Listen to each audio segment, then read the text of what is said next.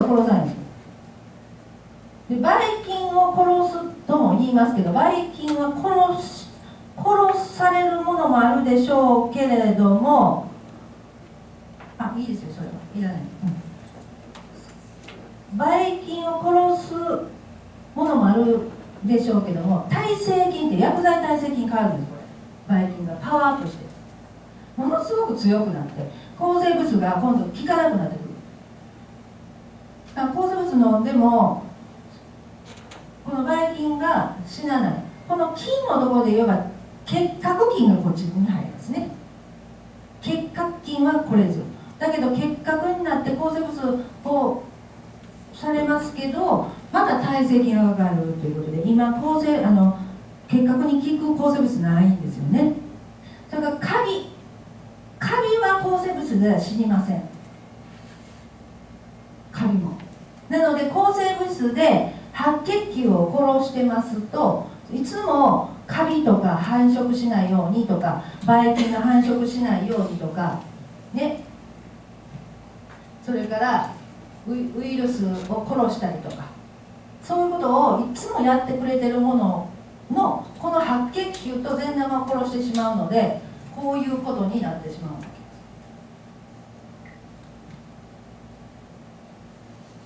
本当に抗生物質飲むと腸内細菌が全部全滅になって殺されてしまうので、ここで何をしてるかと言いますと、ちょっと見えにくいですけど、ちょっと上の方でホルモンを作ってますね。ホルモン、メラトニンホルモン、睡眠のホルモンとかインスリンホルモン、これ膵臓からのね、インスリンっていうのは糖尿病とか、この糖尿病の人はインスリンホルモン出ないんですよね。インスリンホルモンが出なかったら糖分を取ってもその糖を細胞の中に入れられないわけですね。ステロイドホルモンというのは炎症とか、甲状腺ホルモンというのはここ触ってもね、甲状腺ここ悪い人結構最近多いですよね。腸が悪い方はこの辺がホルモンが作れません。もちろん女性ホルモンもそうですね。女性ホルモンというのは炎症を抑えたりとかしますから、生理痛なんかきつい人なんか女性ホルモンがなかなか作れてないと思います。腸がお弱いので、痛みとして出やすいのは生理痛とかだと思いますよ。この辺とか、それから生理痛とかになったり頭痛になったりとかするようなところはこのホルモン系ですよね。それから体温が作れてお腹で体温作っていきます、ホルモン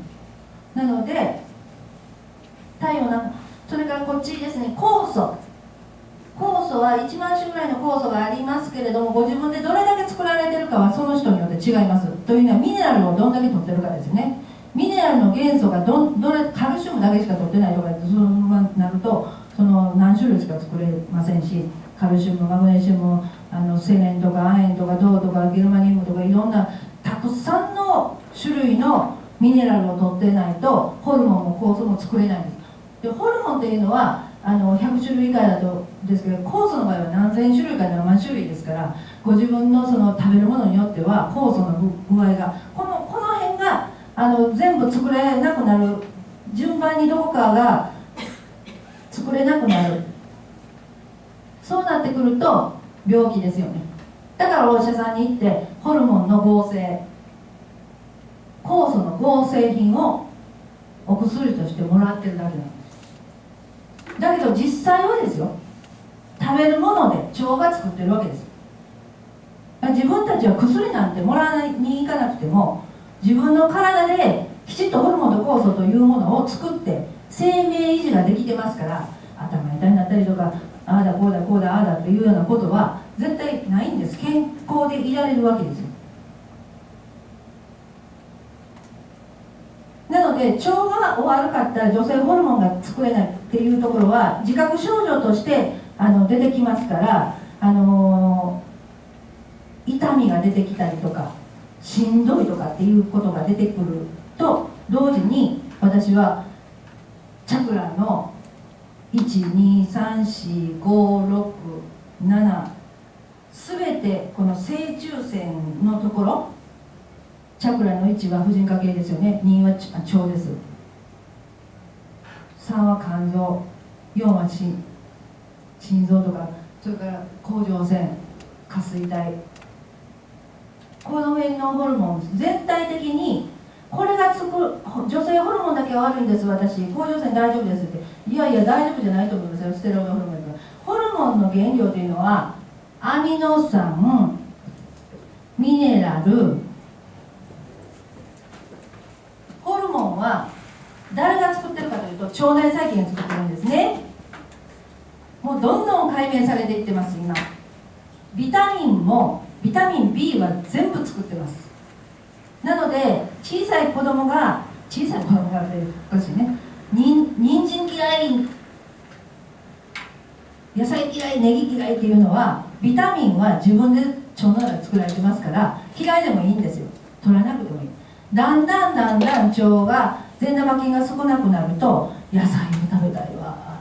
野菜食べなくちゃっていうふうに勝手に思ってくるのはその腸内細菌層の加減ですよね。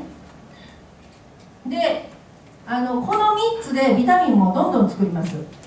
でお野菜ちょっと食べたぐらいのとかドリンクいっぱい飲むぐらいの量ではないんだ。そんな半端なものじゃないんですよ。すっごいビタミン作りますから。なので子供の頃というのは野菜ジュース飲まなくても全然大丈夫なんですね。今の子供さんは抗生物質漬けですからちょっと分かりませんけれども、だから身長とかもみんなこれ身長はこれですね、甲状腺ホルモンですから、やっぱり腸の悪い子供さん抗生物質ばっかり飲ましてたらこれ身長伸びません。なのでちっちゃい子になってしまう。で甲状腺ホルモン、それは多少遺伝もありますけれどもね、なので甲状腺ホルモンというのは成長ホルモンですから、で大人になると今度は若返りホルモンになりますね。でホルモンというのは出過ぎるのもダメ、出なさすぎるのもダメ、これ難しいんですよ。だからどんどん過剰に出てしまうとダメですね。これは筋腫なんかもそうですね。どんどん出てしまうから子宮筋腫になってしまったりとか出せないとかっていうところの加減が病気になってきます。で、はい、これ自身必須アミノ酸、ミネラル、この脂肪酸が入るからホルモンなんです。そして酵素はここに書いてあるんですね、ホルモンね、ちょっと同じ色ですからちょっと分かりづらいですけれどもこうなってますね。はい、足すにしてください。はい、そして酵素はアミノ酸と、はい、酵素はでここにはビタミンは書きません。なぜかというと腸内細菌が作りますからあえて作らないんですけども、年齢的なものから言うとここに野菜ジュースは絶対必要なんですね。もうビタミンも取っていかないといけない。年齢的なものから言えばね、腸が悪い方とか腸でものづくりができない方はそうですね。でも必須って書かれてますけど、これはもう体の中で作ることができませんので、もう絶対に外側から食事取っていかないといけないんですよ。これだけは、この栄養だけはね。だから難しいんですよ。だから病気になるんですよ。自分の中で作れるものがあればね、なんとか生きていけるんですけれども、でこれ油のことですよね。必須脂肪酸という植物オイルのことなんですね。でその植物オイルの中にアマニ油とかボラジオイルなんか必須脂肪酸のガンマリノレン酸、アルファリノレン酸が多い植物を取っていかないといけませんけど、オリーブオイルとかには入っておりません。こういうものなんですが、例えばアーモンドオイルとかね、ヨーロッパの人たちは取りますけど、アーモンドオイルが例えば取れたとしてもわずかしか入ってないんですよ。わずかなガンマリノレン酸とアルファリノレン酸が。なのでこの脂肪酸を取っていくためには昔の人は何を取ってきたかというと、ヨーロッパの人たちは植物から取ってます。植物から。わずかなものでもオイルの中に入っていたりとかしますし、それからナッツの中に入ってたりとか、こうナッツ系、栗とかあんなのが入ってるんですけども、もう腸の悪い方っていうのはそのピーナッツをもう血液の水溶性なんかまずできませんね。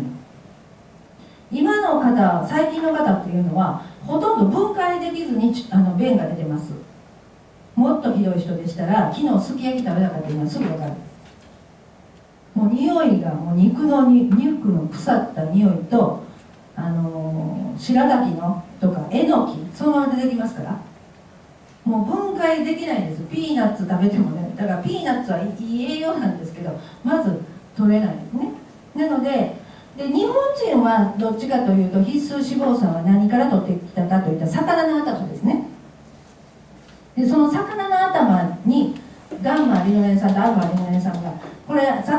脳みそがほとんどこのガンマリノレン酸とアルファリノレン酸で作られます。で肝臓が悪くなるとどうなるか、さっきの肝臓の善玉菌の、この腸が悪くなると肝臓でこの油が欲しいんですけど、油が取れてない人、これ油ですね、植物オイル、植物オイルからだとこの油のことですよ。これが分解された脂肪酸なんです。油はこうつながってますよね。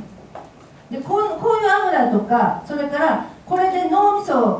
そができたりとか、脳ですね、脳 80% ぐらいこれ脂肪酸ですから、脳は。それから心臓とか動いたり筋肉を動かすのも油が必要ですよね、油が。それから細胞膜、この細胞膜がなかったら細胞膜、もう細胞が生きていけないんですよね。だから油の膜がいるんですけど、ここにアルファリノレン酸、この脂肪酸がいるわけですけれども、これが取れてない人はどうなるかというと、ここで油を作るって書いてますよね。だから腸が悪くて油が分解できない人、脂肪酸分解できない人ちゃんと取ってるよとか、それから魚の頭脳みそ食べてるっていう、イワシの頭食べてますよって言っても、分解できる腸を持ってなかったら、このままストーンと外へ便として出てしまって、なんか粘りのある便、天ぷら昨日食べたよって言ったら、なんかネターっとしたトイレに行った時に便が粘性がある、ああいうのはもう全部外へ出てしまってるんですね。なので油を分解するというのが一番ね、人間が一番しにくいものですね、どちらかというと。なのでこう油を作ってしまうので、血管にベタベタこういう油が作ってしまう。人間の体というのは足りなかったら作る作用があるんですけど、この油は作るとですね、これ悪玉コレステロールっていう。でこんなのがこう細胞の前に、本来ならば植物オイルじゃないといけないんです。でこういうふうななんか変わった形になってしまうということが、やっぱり体の病気の表れになってくりますよね。だからああいう油が多いと脳みそもああいう固まった油になりますと縮まってきますし、血管も硬くなりますね。ちぎれやすくなる、プチッと切れやすくなる、脳梗塞とかなりやすい。それからやっぱり油が多いということは毒気が多いんですね。ああいう油が多い人っていうのは肝臓の中で毒を分解できないから、油に包む、お布団に包むようなことになってきますから、やっぱりそういう油が毒素が非常に腸が悪くて毒ばっかり入ってくる場合もコレステロールが高くなります。でそうやってコレステロールがどんどん高くなっていくということで、血管にベタベタだったりとか、子宮筋腫になったりとか、もうこういうことも自然となってくるでしょうね。なのでやっぱり必須脂肪酸って非常に大切なんですけど、やっぱり魚の頭を食べてた時代、目指しとか食べてた時代ではちょっと少なすぎるんですよね。だから日本人の寿命もやっぱり人生50年って言われてた時代ですね。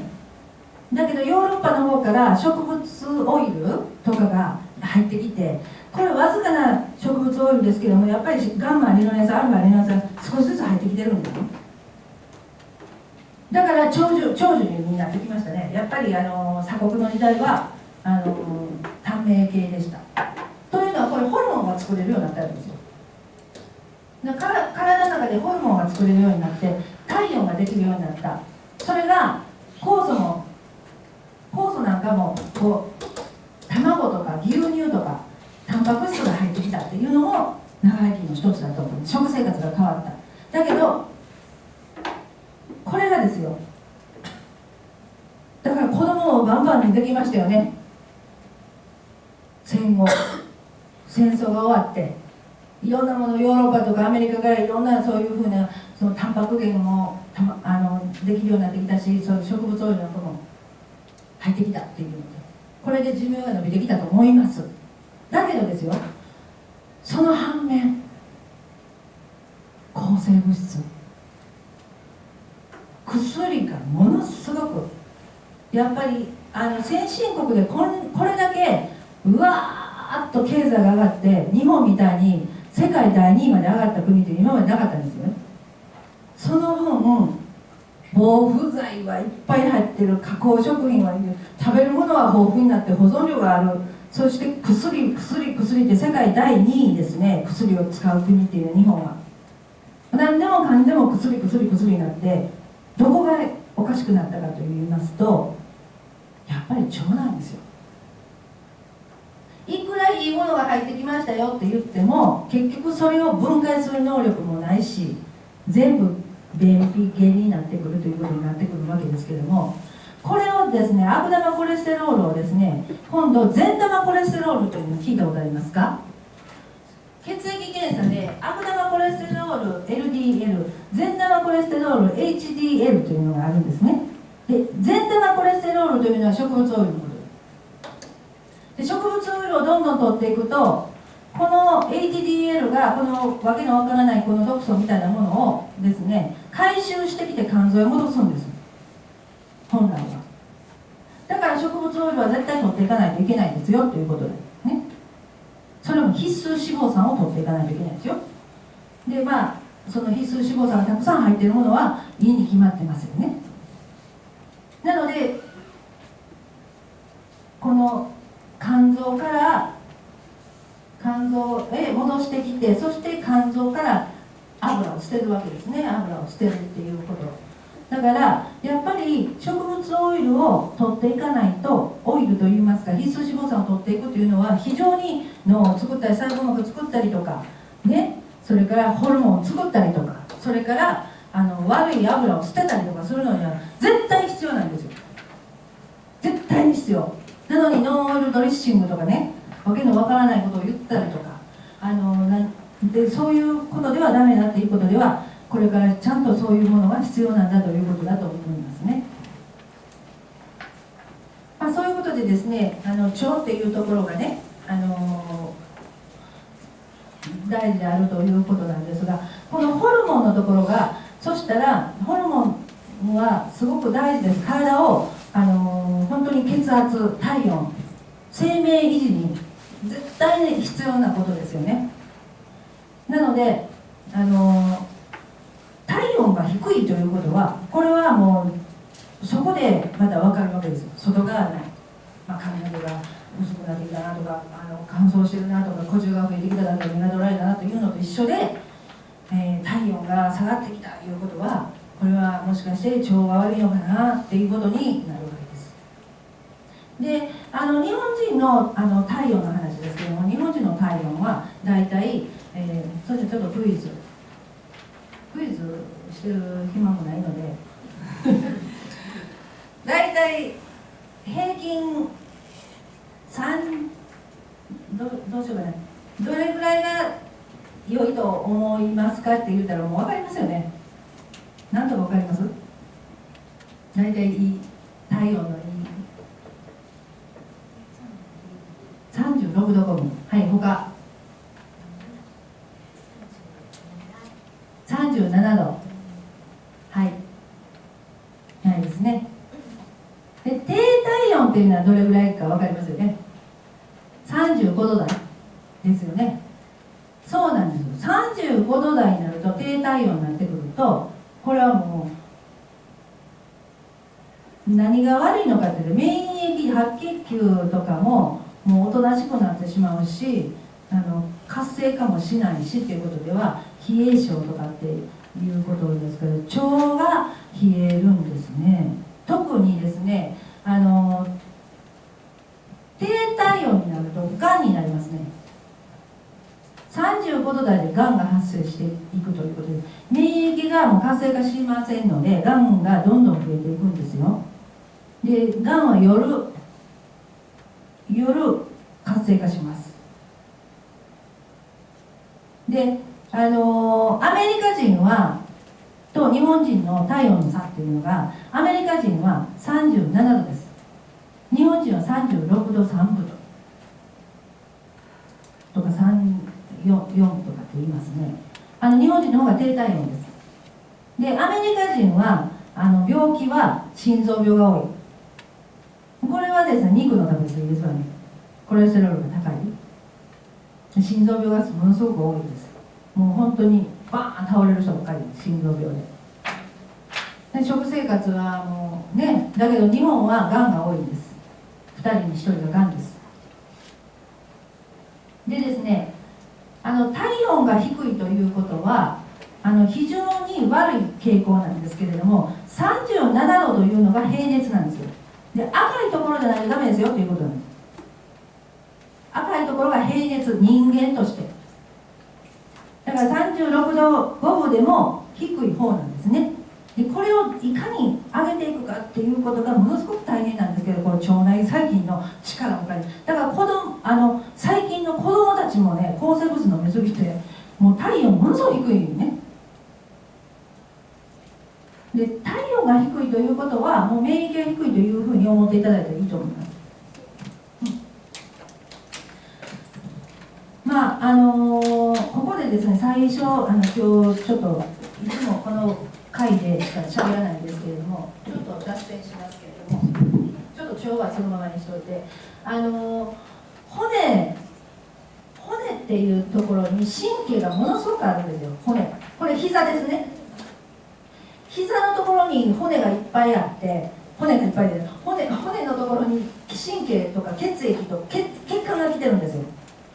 だから膝が痛いということは、これは冷えてるということですよね。血液、栄養がいかずして、そしてやっぱり血液の質が悪いと、そういうホルモンが来ないですから、体温も全体的に上がらなくなってくるわけですね。血液の質が悪いですから。なので年を取ってくると若い時っていうのはこれがね、筋肉なんですね。で、筋肉というのは熱量がありますから、やっぱり膝の痛みはないんですよ。だけどお年寄りとかだんだんと年齢とか腸が悪かったりとかすると筋肉が落ちてきて、これが脂肪に変わるんですね。脂肪に変わる。そうするとこれこの膝の周りも冷えてくるんですけど、脂肪がこれだけ回るという腰とか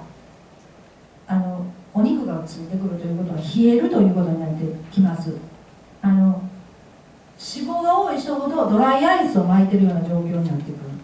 そして筋力が落ちてくるということで、負担になるのは骨の周り、それから骨のところに栄養もいかなくなってくるということで、血流が悪いということになってくるわけですけれども、お腹の中体の中で一番冷えるところっていうのはどこかと言いますと、大腸なんですね。大腸がんで第1位ですよ今ね。大腸がものすごく冷える。体中で一番冷えるところが大腸。それから子宮なんですよ。それから腰。わかりますね。だから痛みがあるというのは腰が痛い、それから大腸、それから子宮、これがんになるところですよね。それからその次に低体温になるところが胃です。食道、これ低体温になるところです。小腸という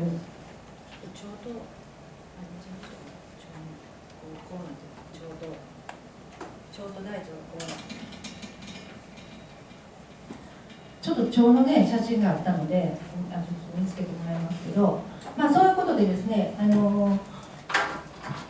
ないようにするためにはもう頑張ってこのさっきの今朝このホルモンをしっかりと自分の中でちゃんと食べて、そして腸で消化してっていうことをやって作り出していかないといけない熱量ではあるんですよね。だけどやっぱりこう骨とかそれから腰回りとかになってくるとなかなかね体温が作れなくなってくるっていうことになりますと、私はこの腸の専門ですから、そのラバーというものね、今日ちょっと紹介させていただいたと思いますけども、例えば膝の周りでしたらこれこのラバーというのはねもうゴムなんですけれども、このゴムの中に遠赤がものすごく遠赤外線が出る石パウダーが練り込まれてるんですね。でこれを使われるようになったのは北京オリンピックから使われてます。オリンピック選手たちが使ったりとか水泳選手とか体の水着ですよねとかそれから水の中に潜るトライアスロンとか、そういう記事なんかになったりとかして使われてるわけなんですけれども、このラバーはですね、自分の普通だとこう放熱してしまうんですね、こう自分の体温が。だから寒かったら寒いだけ自分の体温一生懸命36度になっててもどんどん寒いところに取られていきますから、どんどん体温が低くなるんですけども、ラバーの場合はこれを跳ね返すんですね。自分の体温が抜けていかないように、どれだけ遠赤外線の放射率っていうのが内側にどれだけ入るかということで決まるんです。で遠赤外線っていうのは 10% ぐらい入ったらだいたい遠赤外線と呼べるんですね。だから3000とか4000とかいうようなものでも 5% か 10% ぐらい内側に入ったら遠赤外線の靴下ですよとかパンツですよって言えるんですよ。だけどパーセンテージが出てないと思いますけど 74% 入りますよというのは世界一です。これで 74% というのは骨通り越してるわけですね。こっち側からとラバーがこう入ります、こっち側がこう入ります、こっち側がこう入りますってこういうことになりますと、これが例えばこれがパンツだったとしたらやっぱりこのように突き抜けて遠赤が入ってくるということで、一番ここのところに熱が欲しいところに入り込むんだというところでは、このラバーはスペースシャトルの断熱材として使われたんですね。で今航空機みんな飛行機全部これを使っています。だから外側がマイナス3000度、宇宙行くとマイナス3000度なんです。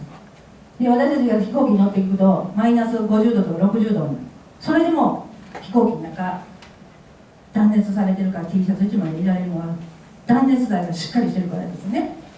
それに使われてますから、このラバーの生地っていうのは、世界一であるということで、それをですね我が社は持っておりますので、また冷えたこういうものも一応持っとかれたらいいかなと思います。で人間の体というのは歩くことによってこう体に血液を回していきますから、足首すごく大事なところなんですね。で足首を本当に硬くなってくるんですよ、年を取ってくるとね。だから足首っていうのは非常に大切になってきます。なので私が勧めるのは足首に巻いたりとか、それからこれの靴下なんかもあるんですけれども、もう冷えると寝れないですね。この一番上の下垂体の神経、ちょっといいですか、下垂体の神経っていうのはここから背骨通ってるんですよ。ここから背骨をダーン通して足の裏まで突き抜けてますから、脳の方に神経系が足が冷えると寝れなくなってくる、冷えるとね、そういうこともありますから、その靴下とか、それからアイマスクなんかもあります。ここにちょっとご用意されてませんので今度お見せしてくださいね。はい、こうアイマスクが、そうするとそのアイマスクが言えば遠赤外線になりますから、こ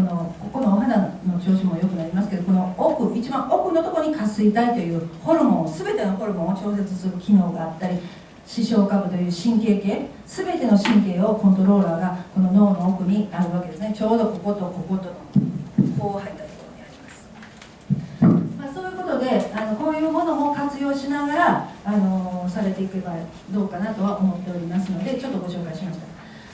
でまた腸に戻りますけども、はい、これが腸ですね。小腸、これが胃がありまして、胃がなくても生きていけるのは小腸でほとんど分解します。なので全てのものはここですごい長いでしょ。8メーター7メーターほど。そしてこれ大腸、これが1メーターほどあるんですけれども、この小腸と大腸のところに善玉菌がいるわけですね。ここに7割、ここに1割います。7メーター1メーターですから大体同じぐらいいるということになりますね。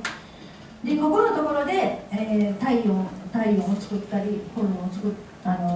血圧を